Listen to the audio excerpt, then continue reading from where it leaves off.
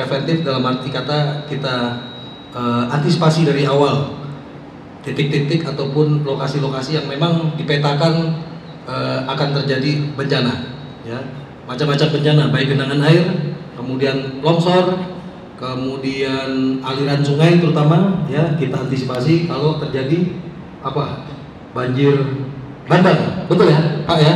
Nah, kalau saya dapat masukan bendungan di Bili-Bili, ya.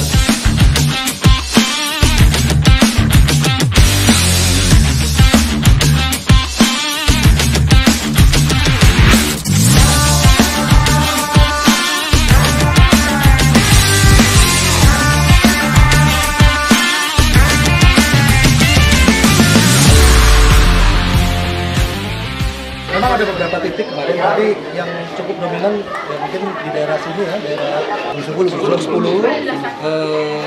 kita bersihkan mana yang kira-kira menyumbat air.